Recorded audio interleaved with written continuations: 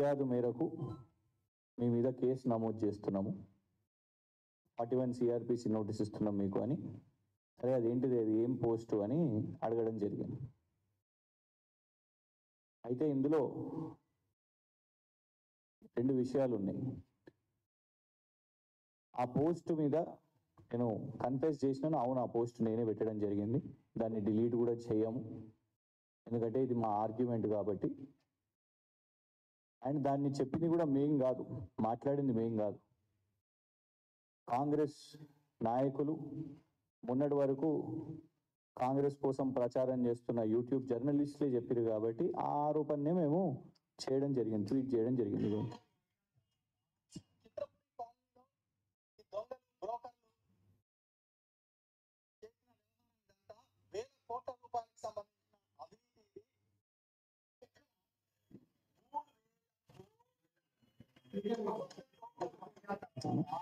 చిత్రపురి కాలనీలో దొంగలు, బ్రోకర్లు, ఒకరేమో యూట్యూబ్ జర్నలిస్ట్, ఇదంతా వేల కోట్ల రూపాయలకు సంబంధించిన అవినీతి ఇది.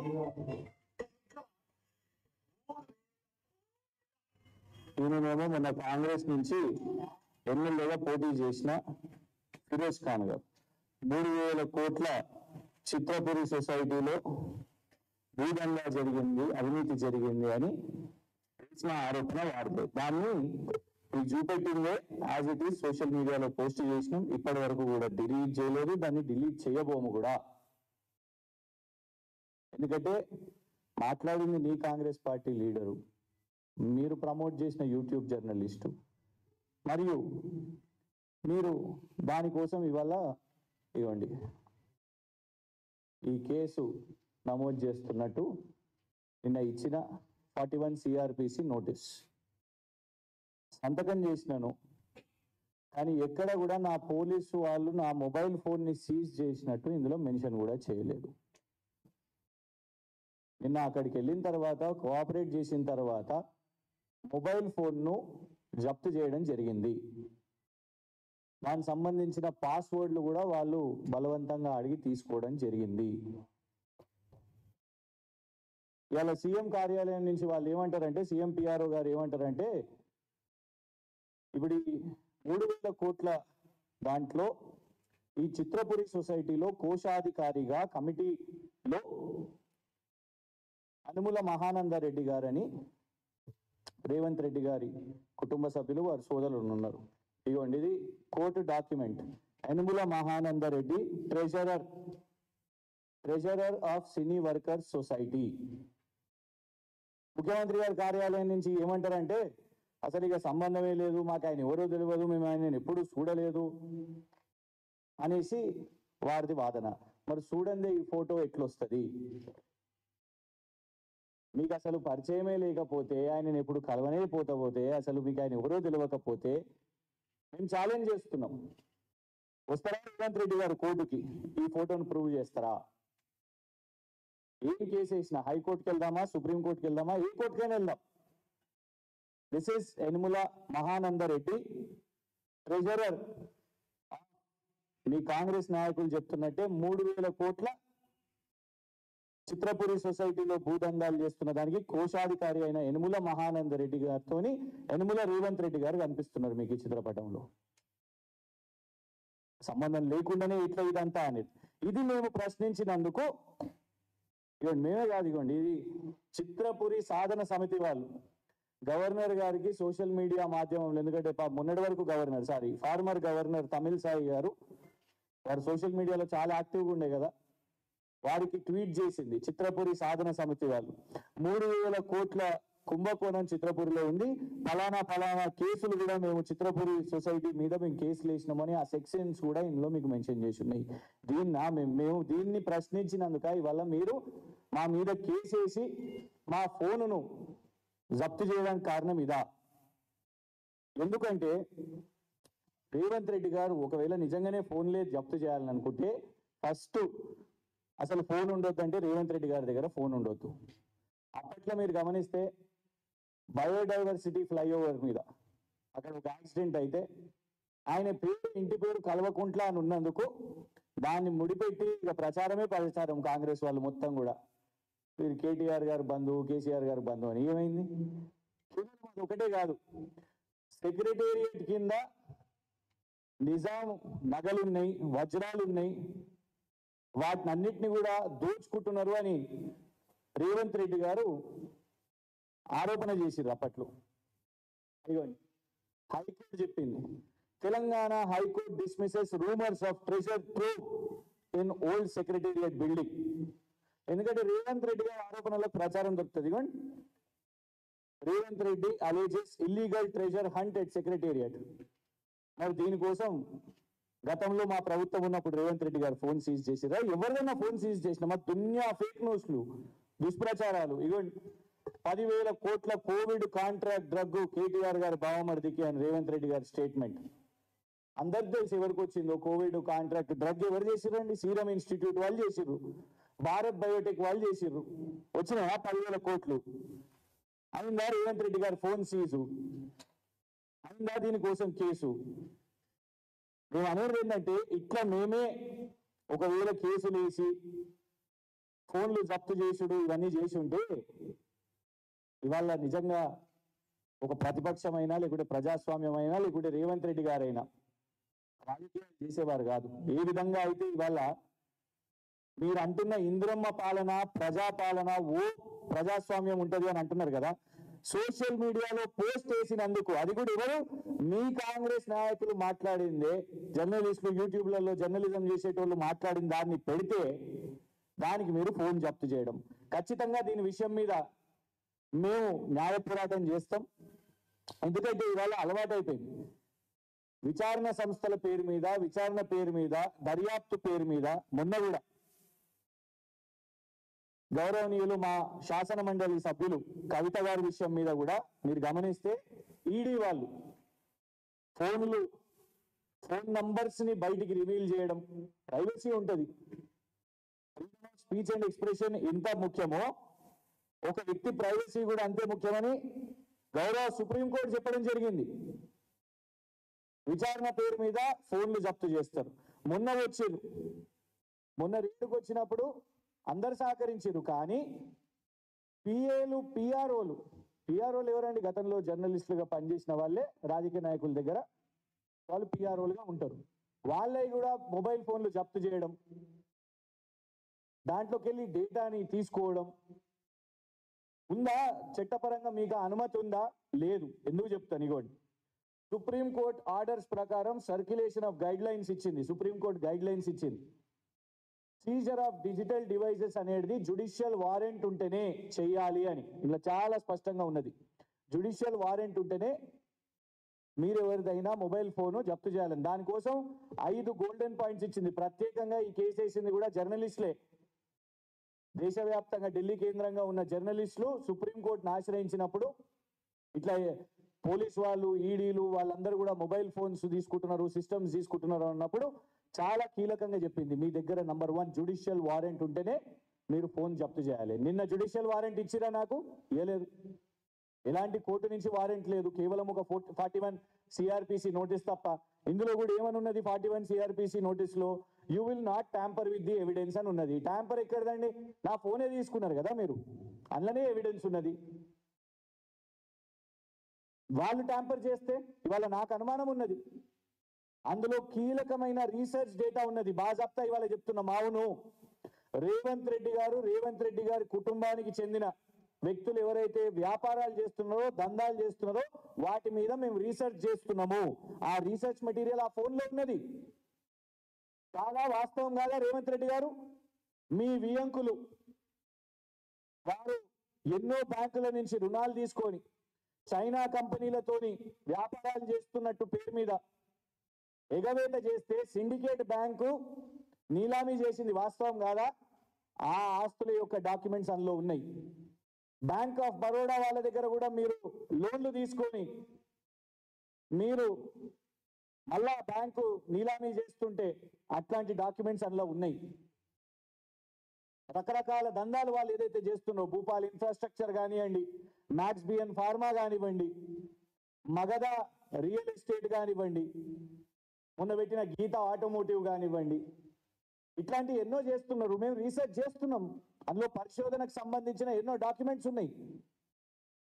అదానీకి సంబంధించిన ఏదైతే వ్యాపారాలు ఉన్నాయో ఆ ఫోన్లో డాక్యుమెంట్స్ ఉన్నాయి, వేల పీడిఎఫ్లు ఉన్నాయి. ఎందుకు అవసరం వచ్చింది మీకు మొబైల్ ఫోన్? ఎందుకు కవిత గారి పిఏల పిఆర్ఓల మొబైల్ ఫోన్స్ ఎందుకు అవసరం వచ్చింది? ఇందులో చాలా స్పష్టంగా ఉన్నది. సుప్రీంకోర్టు ఇచ్చిన గైడ్ లైన్ లో compelled disclosure of passwords is forbidden unless any statute expressly allows for it. It is forbidden. నిన్న పోలీసు వాళ్ళు పాస్వర్డ్లు అడగడం జరిగింది.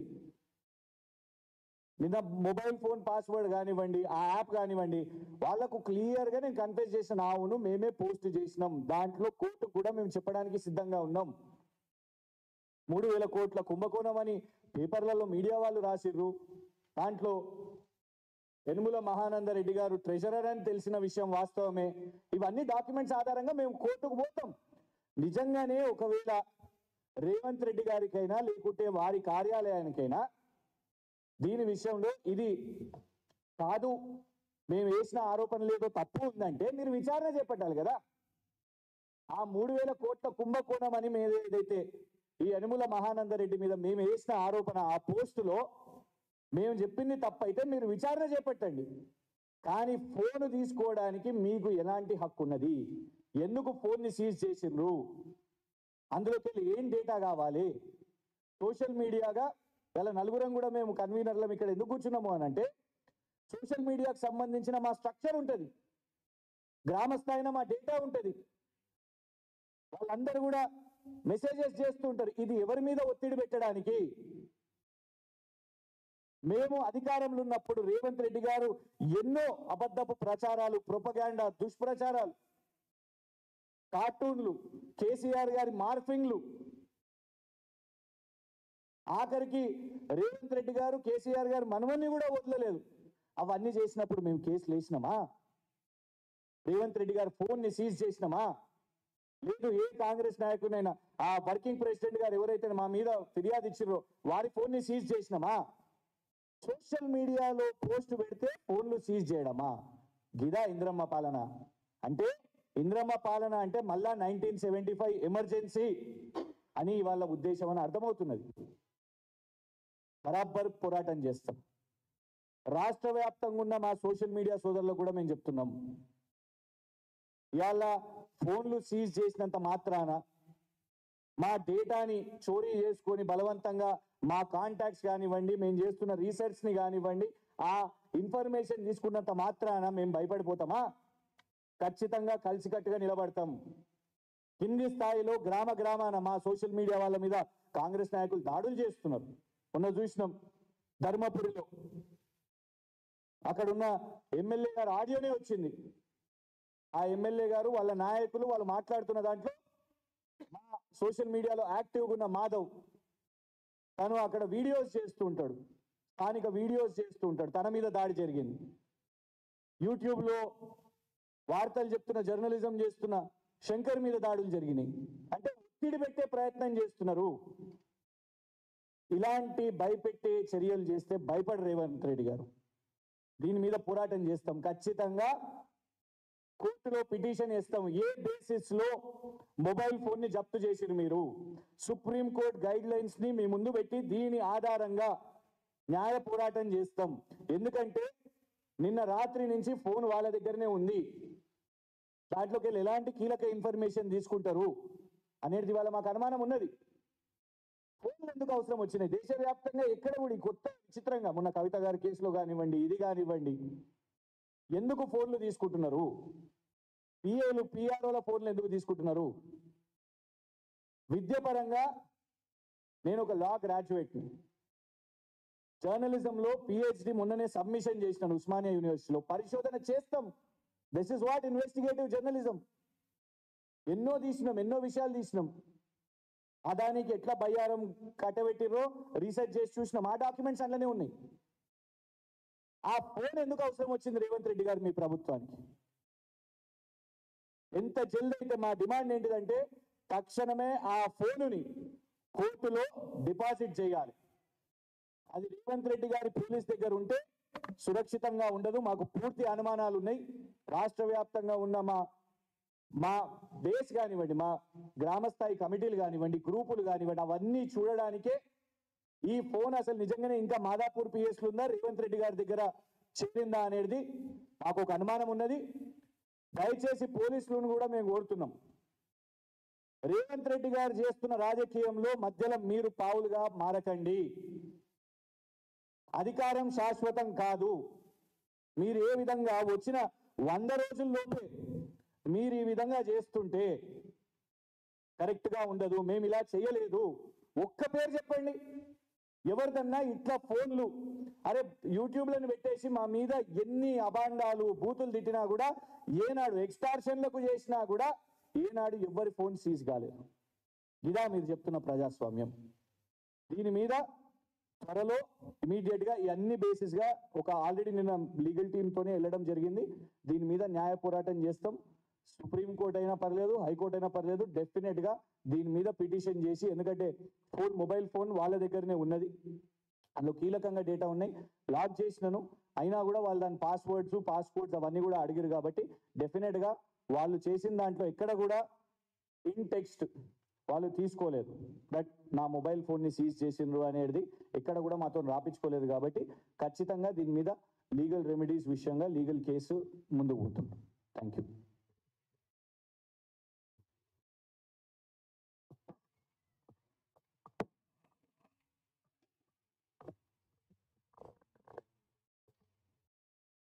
ఎలక్ట్రానిక్ ప్రింట్ మీడియా మిత్రులందరికీ నమస్కారం.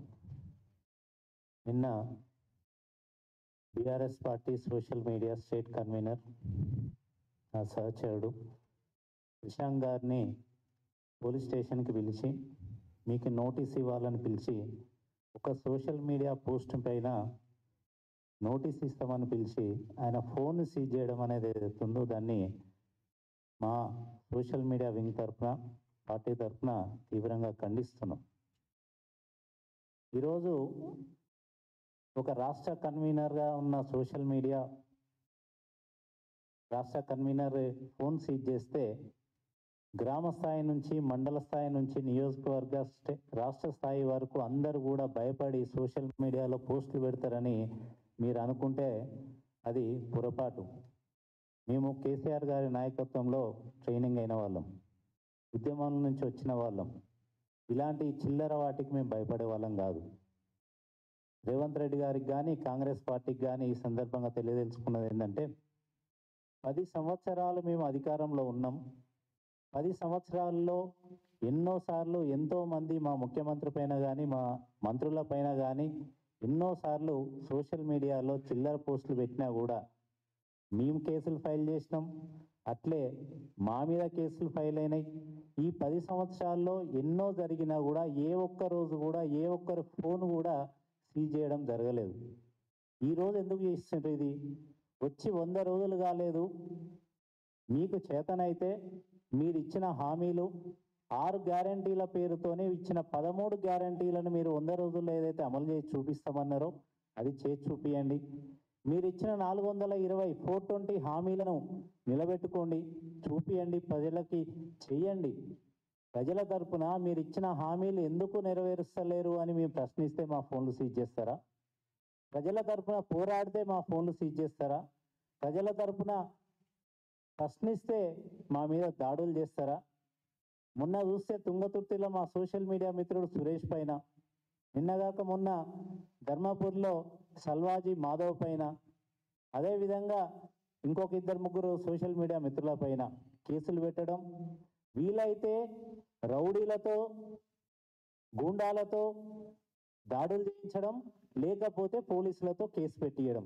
ఇది ఈరోజు జరుగుతున్న ఇక్కడ కాంగ్రెస్ ప్రజాపాలన ఎట్లుంది అనేది మీరు అర్థం చేసుకోవచ్చు. ఒక పక్క మోడీ పైన మీ నాయకత్వం ఢిల్లీలో ప్రజాస్వామ్యం లేదు అని పోరాటం చేస్తుంటే, ఇక్కడ మీరు అదే పని చేస్తున్నారు కదా, మీకు ప్రశ్నించే హక్కు ఉందా ఢిల్లీలో మోడీని? రాహుల్ గాంధీ గారు మీరు చెప్పాలి, ఈరోజు మీరు ఢిల్లీలో ఏమైతే చేస్తున్నారో, దేని మీద అయితే పోరాడుతున్నారో అదే పని మీ పార్టీ ఇక్కడ చేస్తున్నది కదా. ఏ 10 సంవత్సరాలు ఎప్పుడైనా జరిగిందా ఇటువంటిది? లాకప్ డెత్తులు, దాడులు, గూండాయిజం, కబ్జాలు, సోషల్ మీడియా పోస్టుల పైన కేసులు, దాడులు, జర్నలిస్టుల పైన దాడులు. ఈ ముఖ్యమంత్రి సెక్రటేరియట్ లో అడుగుపెట్టిన మొదటి రోజు నుంచి కూడా జర్నలిస్టుల పైన దాడులు జరుగుతున్నాయి, యూట్యూబర్ల పైన దాడులు జరుగుతున్నాయి. ఒక్కసారి కూడా ఎవరు స్పందించలే. మీకు దమ్ము ధైర్యం ఉంటే, మీకు చేతనైతే రైతులకు నీళ్ళు వస్తలేవు, రైతుల పొలాలకు నీళ్ళు వస్తలేవు, అక్కడికి పోయి మాట్లాడండి. ఒక్కరన్నా, ఒక్క ముఖ్యమంత్రి కానుంచి మంత్రి అయినా, ఏ కాంగ్రెస్ ఎమ్మెల్యే అయినా ఒక్క రైతు దగ్గర పోయి పరామర్శించిన వడగళ్ళ వాన గురించి కానీ, కరువు గురించి కానీ? ఈ చిల్లర పనులు మానేసి మాకు ప్రతిపక్ష హోదా ఇచ్చారు ప్రజలు, ప్రతిపక్ష హోదాలో ప్రజల తరఫున ప్రశ్నించే హక్కు మాకున్నది, అదే పని మేము చేస్తున్నాం. మాకు ప్రజలు ఏ హోదా అయితే ఇచ్చారో దానికి కట్టుబడి మేము పనిచేస్తున్నాం. ప్రజల తరఫున పోరాడతాం, ప్రజల తరఫున ప్రశ్నిస్తాం. ఈ దాడులకి, రౌడీజానికి, పోలీస్ కేసులకి భయపడేటోళ్ళం కాదు. ఈ సందర్భంగా ఒక రాష్ట్ర కన్వీనర్ ఫోన్ సీజ్ చేసి భయపెట్టాలని చూస్తే ఏదో social media, BRS social media సైనికులందరూ భయపడతారు అనుకుంటే మీ పొరపాటు. అది ఎవ్వరు కూడా భయపడరు. ఇంకా రెట్టించిన ఉత్సాహంతో మేము మీ పైన పోరాటం చేస్తాం. ఖచ్చితంగా మీరు ఇచ్చిన హామీలన్నీ నెరవేర్చే వరకు కూడా ఖచ్చితంగా మీ మీద ప్రశ్నిస్తూనే ఉంటాం, ప్రజల తరఫున పోరాడుతూనే ఉంటాం. ఇలాంటి చిల్లమల్లర వాటికి మేము భయపడేటోళ్ళం కాదు. ఈరోజు చెప్తున్నాం, ఇప్పటి వరకు మా కృష్ణ గారు చెప్పినట్టు 10 సంవత్సరాల్లో మీరు చేసిన ఆరోపణలు కానీ, మీరు పెట్టిన సోషల్ మీడియా పోస్టులు కానీ, ఇప్పుడు కూడా గత 2-3 రోజుల్లో కూడా మీరు మీ పార్టీ హ్యాండిల్ నుంచి, ఏదైతే కాంగ్రెస్ పార్టీ హ్యాండిల్ నుంచి కానీ, బీజేపీ పార్టీ హ్యాండిల్ నుంచి కానీ మా కేసీఆర్ గారిని, కేసీఆర్ గారి కుటుంబాన్ని దూషిస్తూ మీరు పెట్టిన పోస్టుల మీద మేము కేసు పెడితే ఆ పార్టీ అధ్యక్షుల ఫోన్లు సీజ్ చేస్తారా మీరు?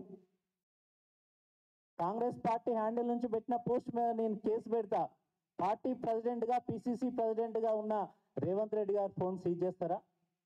బీజేపీ పార్టీ హ్యాండిల్ మీద పెట్టిన పోస్ట్ మీద మేము కేసు పెడతాం, బీజేపీ పార్టీ రాష్ట్ర అధ్యక్షుడైన కిషన్ రెడ్డి గారి ఫోన్ సీజ్ చేస్తారా? ఈ సంస్కృతి ఉందా? అసలు ఫోన్ సీజ్ చేసే రైట్ మీకు ఎక్కడిది?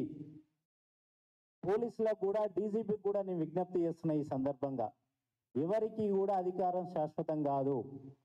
10 సంవత్సరాలు మేమున్నాం, ఇప్పుడు మీరుండొచ్చు, రేపు ఇంకొకరు ఉండొచ్చు, ఆ తర్వాత ఇంకొకరు ఉండొచ్చు. కానీ అధికారాన్ని దుర్వినియోగం చేయొద్దు.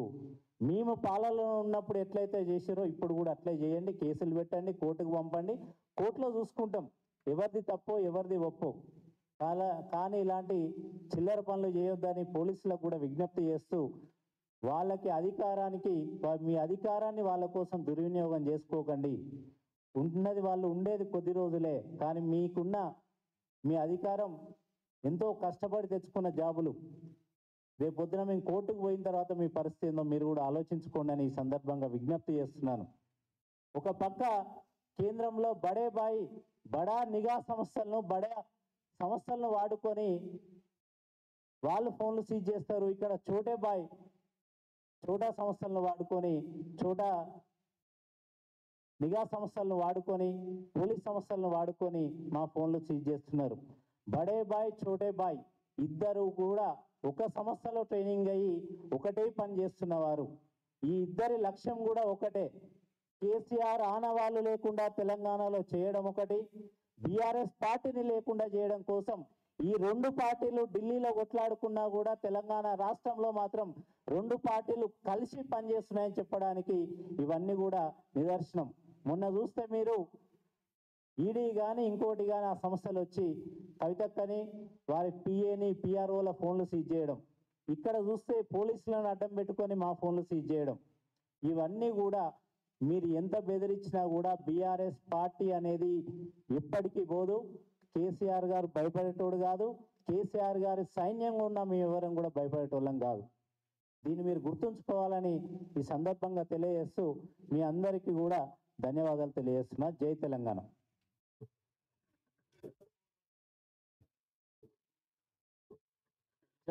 తేల్చాల్సింది దర్యాప్తు సంస్థలండి. ఇప్పుడు మళ్ళీ మేము చెప్తే మళ్ళీ ఒక కేసు పెడతారు. ఎందుకంటే ఈ కమిటీ అవును అవును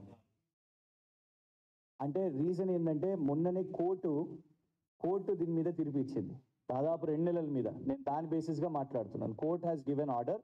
ఇచ్చినప్పుడు ఆర్డర్లో ఇందులో నేమ్స్ మెన్షన్ చేసింది, కమిటీ నేమ్స్ మెన్షన్ చేసింది. అందులో ట్రెజరర్గా అనుములం మహానందరెడ్డి గారు ఉన్నారు.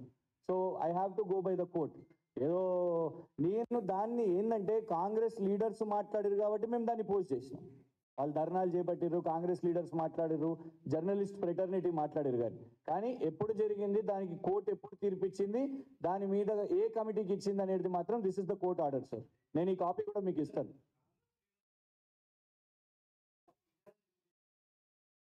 సారీ, ఓకే సార్, ఇది కోర్టులో విచారణ జరుగుతున్నది 2021-22 నుంచి.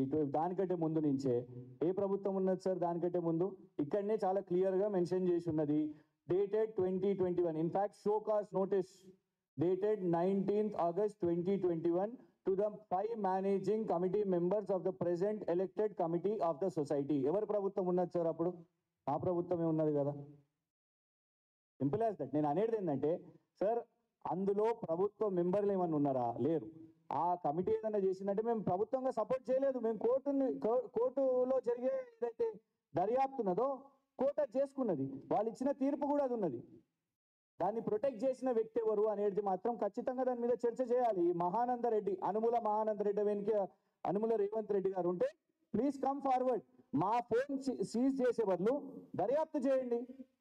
అందులో నిజానిజాలు బయటపడతాయి. ఆ 3,000 కోట్ల దాంట్లో కోర్టు చెప్పిన దాంట్లో, నేను కూడా చెప్తలేను, నా సొంత కవిత్వం కాదు, honourable high court of Telangana state చెప్పిన దాంట్లో మహానందరెడ్డి పేరు ఇక్కడ ఇన్వాల్వ్ అయి ఉన్నది కాబట్టి, కోర్టు చెప్పింది కాబట్టి ఖచ్చితంగా మీరు విచారణ చేపట్టండి. దానికి అసోసియేషన్ మీద ఉందా లేదా, రేవంత్ రెడ్డి గారిది ఉందా లేదా. మా ఫోన్ సీజ్ చేస్తే దాంతో వచ్చే లాభం ఏంటి సార్? మా ఫోన్ సీజ్ చేస్తే ఏం లాభం వస్తుంది చెప్పండి? ఏముంటాయి? నేనే చెప్తున్నా, ఖచ్చితంగా ఇట్లాంటి ఎన్నో ఫైల్స్ ఉంటాయి. ఈ ఫైల్సే ఉంటాయి, ఆ రీసెర్చే ఉంటుంది. కేటీఆర్ గారు ఎప్పుడో చెప్పారు, మేము షాడోగా చేస్తాం. అది మా బాధ్యత. ప్రతిపక్షంగా మా బాధ్యత ఏంటిదంటే ప్రజల అంశాలు వచ్చినప్పుడు ఎందుకు సార్, ఉదాహరణ చెప్తా మీకు. ప్రజాభవను బుల్లెట్ ప్రూఫ్ ఉన్నది, బంగారం ఉన్నది, బాత్రూమ్లు ఉన్నాయని అన్నారు. ఏమైంది? మొన్న దోమల టెండర్ వేసారు. బుల్లెట్ ప్రూఫే అయితే దానికి దోమల మెషిన్ టెండర్ అవసరం వస్తుందా? అట్లాంటి డాక్యుమెంట్ కూడా ఉన్నది అందులో. అట్లాంటి టెండర్ డాక్యుమెంట్స్ కూడా ఉన్నాయి అందులో. ప్రతి ఒక్కదాన్ని మేము ట్రాక్ చేస్తున్నాం. We're studying everything as a shadow cabinet. ఈ ప్రభుత్వం చేసిన 420 ప్రామిసెస్, 420కి సంబంధించిన పీడిఎఫ్లు కూడా ఉన్నాయి ఆ ఫోన్లో, మొబైల్ ఫోన్లో. సో మా రిక్వెస్ట్ ఏంటంటే కోర్టు చెప్పిన ప్రకారంగానే మేము మాట్లాడుతున్నాం. ఈ ఆధారాల ప్రకారంగానే చిత్రపురి సొసైటీ వాళ్ళు చేస్తున్న పోరాటంగా ఆధారంగా మాట్లాడుతున్నాం. అందులో ఎవరు ఇన్వాల్వ్ ఉన్నా కూడా as honourable chief minister Revanth Reddy గారు బాధ్యత గల పదవిలో ఉన్నారు కాబట్టి, మరి మీతో ఇవ్వండి, ఈ మహానందరెడ్డి గారికి సంబంధం ఉందా లేదా విచారణ చేపట్టండి సార్. బయటికి రండి. మేము అడిగింది కూడా అదే కదా. 3,000 కోట్ల కుంభకోణం అని అన్నారు. 3,000 కోట్ల ఇంకెక్కువ మాకు తెలియదు. దీనికి పరిష్కారం నా ఫోన్ సీజ్ చేయడం కాదు. నా రిక్వెస్ట్ మళ్ళీ చెప్తున్నా, ఆ మొబైల్ ఫోన్ని ఇమీడియట్ గా ఆనరబుల్ కోర్టు దగ్గర డిపాజిట్ చేయండి. అది రేవంత్ రెడ్డి గారి దగ్గర ఉన్నదో, పోలీసు ఉన్నతాధికారుల దగ్గర ఉన్నదో, ఇంకా మాదాపూర్ పోలీస్ స్టేషన్లో ఉన్నదో మాకు ఐడియా లేదు. Thank you. సునీల్ కనుగోలు దగ్గర ఉన్నదో, వాళ్ళ స్ట్రాటజిస్ట్కి ఇచ్చిర్రో అది కూడా తెలియదు. యా,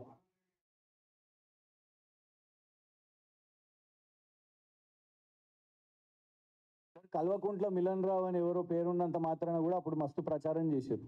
నేను అందుకే అన్నా కదా, రేవంత్ రెడ్డి గారు కూడా చాలా ప్రచారాలు చేశారు. మేము అనేది ఏంటంటే ఉందా లేదా, సంబంధం ఉందా లేదా, రేవంత్ రెడ్డి గారు సమాధానం చెప్పాలి. మేము ఒకవేళ తప్పుడు ప్రచారమే చేస్తే మీరు అది విచారణ చేయండి, మా మీద విచారణ చేపట్టండి. మీకేం అధికారం ఇచ్చారు మొబైల్ ఫోన్లు సీజ్ చేయడానికి? ఇది ఎక్కడ కొత్త సంస్కృతి? మేము అనేది ఏంటంటే, ఇవ్వండి సరే, ఉట్టిగా ఫోటో దిగినరా, లేదు టైంపాస్ ఫోటో దిగిరా, నేనే చెప్తున్నా, మమ్మల్ని రేపటి దినమంటారు మేమే మార్పింగ్ చేసిర్రా, గో ఫర్ ఇట్. కోర్టుకి వెళ్దాం చెప్తున్నాను కదా. నేను కోర్టుకి వెళ్తాను. మీరు ఎట్లాగో ఇప్పుడు నా మొబైల్ ఫోన్ సీజ్ చేసారు కాబట్టి నేను పిటిషన్ పెడతాను. నేనే చెప్తున్నా, ఛాలెంజ్ చేస్తున్నా, మేమేమైనా ఎడిటింగ్ చేసినామా అని అంటే పెట్టండి, ఫోరెన్సిక్ వాళ్ళకి పంపించండి. ఇది ఒరిజినల్ రిపోర్టో కాదో, సంబంధాలు ఉన్నాయో లేవో తెలుస్తుంది. అరే ఎవరెవరో రాష్ట్రంలో ఏది చేసినా కూడా కేసీఆర్ గారికి ముడిపెట్టారు కదా.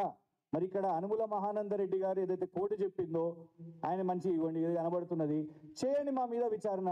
కానీ హౌ ఆర్ యూ జస్టిఫైయింగ్ దాని బేసిస్ గా మేము మొబైల్ ఫోన్స్ సీజ్ చేస్తామంటే రేపటి దినం జర్నలిస్టులు మీరెన్నో వార్తలు వేస్తారు. నేను ఎందుకు చెప్తున్నా అంటే ఇది చిన్న విషయం కాదు. ఇందులో కంప్లైనెంట్ ఎవరు? వర్కింగ్ ప్రెసిడెంట్ మహేష్ గౌడ్ గారు. మొన్న బేగంపేట ఎయిర్పోర్ట్ లో చంద్రబాబు నాయుడు గారు, రేవంత్ రెడ్డి గారు సమావేశం అయినరు అని ఒక పత్రిక రాసింది. ఆ పత్రిక మీద కేసు వేసింది ఎవరు? సేమ్ మహేష్ గౌడ్ గారు. అంటే రేవంత్ రెడ్డి గారిని ప్రశ్నిస్తే రేవంత్ రెడ్డి గారు వారి గాంధీ భవన్ లో ఉన్న వర్కింగ్ ప్రెసిడెంట్ మహేష్ గౌడ్ గారిని వాడుకొని పోలీస్ని వాడుకొని ఇవాళ మీరు ప్రశ్నించే గొంతుకలు అంటారా, లేకుంటే మేము రేస్ చేస్తున్నదాన్ని అంటారా? ఇప్పుడు మీడియా చేస్తున్నది జర్నలిజమే. ఒక పత్రిక రాసింది దాని గురించి. ఇక చంద్రబాబు నాయుడు గారి సమావేశం ఎంతసేపు అయింది అదంతా క్లారిటీ ఇవ్వాలి, క్లారిఫికేషన్ ఇచ్చుకోవాలి. వాళ్ళ గాంధీ భవన్ వాళ్ళు లేకుంటే ప్రభుత్వం నుంచి ఇంకెవరన్నా అధికారులు లేకుంటే పోలీస్ డిపార్ట్మెంట్ వాళ్ళు ఎక్స్ప్లెనేషన్ ఇవ్వాలి. లేదండి చంద్రబాబు నాయుడు గారికి ఇంతసేపు ఉన్నారు, ఇద్దరు కలిసి ఛాయ్ తాగిర్రో కాఫీ తాగిర్రో లేకుంటే ఎవరికి ఎవరు బ్రీఫ్ చేసుకున్నారో ఐఎమ్ బ్రీఫింగ్ యూ బ్రదర్ అని మాట్లాడుకున్నారో అది వాళ్ళు చెప్పాలి. కానీ పోలీస్ కేసు వేస్తారా? న్యూస్ పేపర్ మీద చేసింది మహేష్ గౌడ్ గారే. ఇవాళ కూడా పోలీస్ కేసు వేసి ఫోన్ సీజ్ చేయించింది కూడా మహేష్ గౌడ్ గారే. ఇవన్నీ జరుగుతున్నాయి కూడా రేవంత్ రెడ్డి గారి డైరెక్షన్స్ తోనే. ఇవాళ ఒక పత్రిక మీద జరిగింది, రేపు ఇంకో పత్రిక మీద అవుతుంది. ఇవాళ ఒక పార్టీ వాళ్ళ మీద జరిగింది, రేపు ఇంకొకళ్ళ మీద అవుతుంది. ఇదేనా మీరు చెప్పుకున్న ప్రజాస్వామ్యం? సిగ్గుపడుతుంటారు ఇంద్రమ్మ, లేదంటే గర్విస్తున్నారు కావచ్చు, గర్వంగా ఉన్నట్టున్నది. నా బిడ్డ ఇందిరాగాంధీ గారు చూసి నా బిడ్డ సేమ్ 1975 లాగానే చేస్తున్నాడు, దానికంటే మెరుగ్గా చేస్తున్నాను అనుకుంటున్నారు కావచ్చు రేవంత్ రెడ్డి గారిని చూసి.